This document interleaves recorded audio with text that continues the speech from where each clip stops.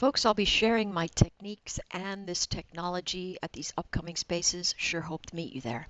Good morning, everyone. Today is Wednesday, October the 17th, and this is the Futures in 5. I am recording here without my normal microphone in Costa Rica, so hopefully everything goes up really well. Trying to do a little early, so if there's any upload speed error, we will be able to fix it. So let's start taking a look at the ES. These are lines that I had at the very last Futures in 5, if you want to take a look at them, from the breakouts into the region. Again, studying volume profiles is a very good thing.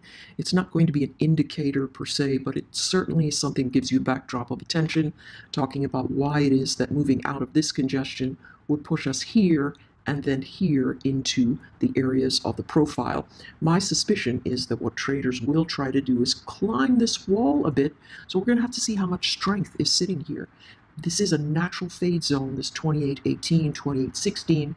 They are fading, but they are holding up over 2800. What we're going to have to watch for is how does the price action respond in this space. So your decision is going to be, do I want to engage in the trade knowing that my risk event will drop me deeper, or do I want to wait for it and just be content if it does not come my way? That is really a decision you're going to have to make. My suspicion is that if it holds 2805, it's going to try to move back upside, and the next spot is 2839. Remember, fast moves, failed moves, and what we did here was create a bottom. Those of you that met me at the Metastock conference certainly know that this is what I was talking about here, this bottom getting created and the push upward. Some folks are saying, hey, listen, this is an oversold bounce.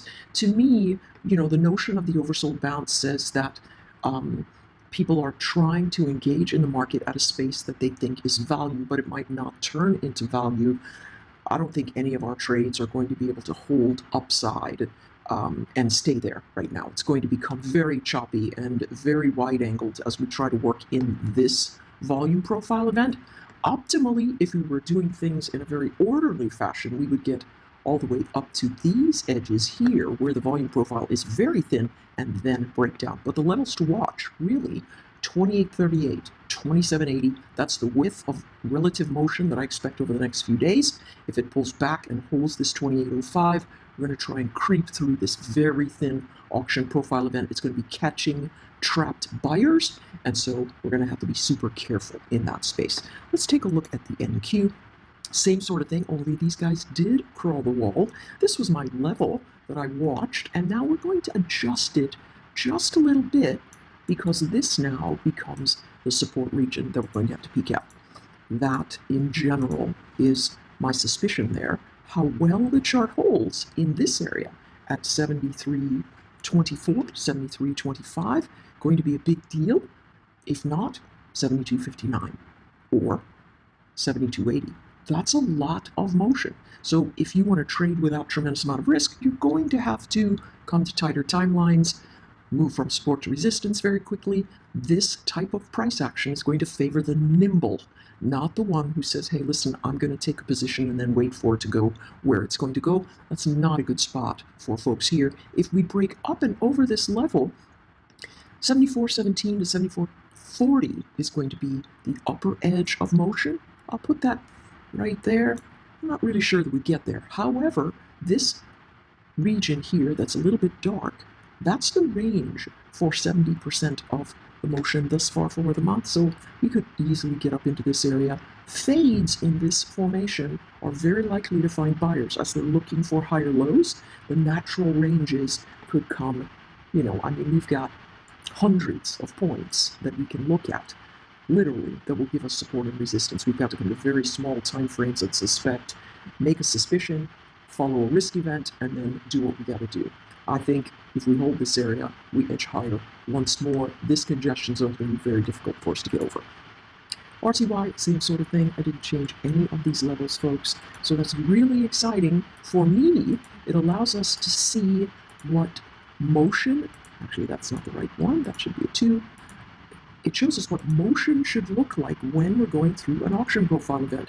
This area down here should give us a support zone. If it ends up being higher, we're going to creep into the next area of low price acceptance, and that's going to be at the base of this region that it faded through. So you're going to watch for that.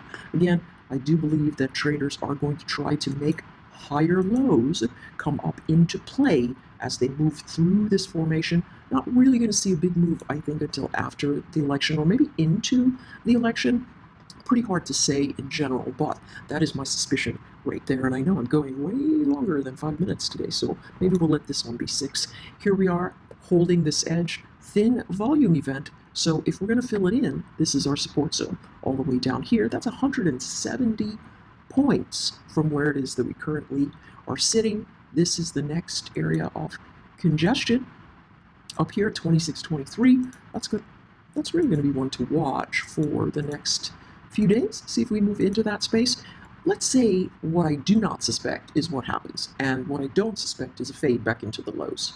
If it does that and it comes down here with all this price congestion, it will not collapse without fighting first. So you'll get plenty of a heads up to tell you whether this trade is going to matter in terms of fading and heading lower, or holding and trying to bounce again. My suspicion is higher lows come in and we force ourselves up through the thin volume profiles.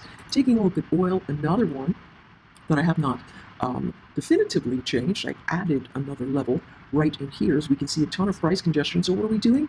Moving from support to resistance, back to support. It's really the order of the day for this chart.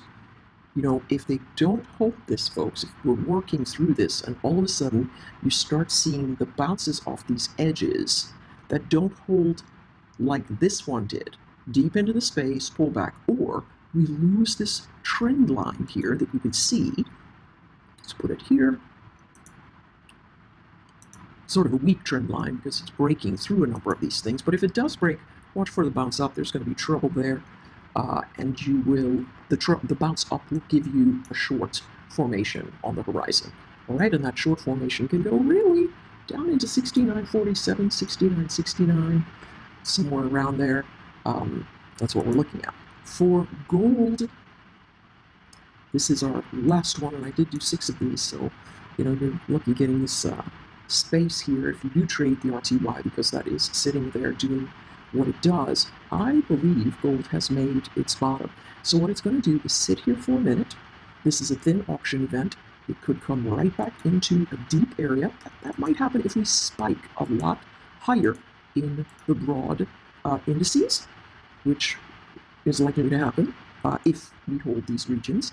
But if this spike comes down, this chart is likely to hold for right now, right? And it's building this thing that looks like a head and shoulders pattern. So if we measure this and we say 21 to 35, that's going to be 14 points. Yeah. And so if we have a shoulder that's got an angle on it and we choose the break of the shoulder here at 23, 14 will put us down here at 1209. And that is the very edge of our level right here. That's going to be the deepest edge if a head and shoulders pattern does ensue, and that is going to be probably the definitive new support edge for this chart. That is the futures in 5. I'll see you all tomorrow.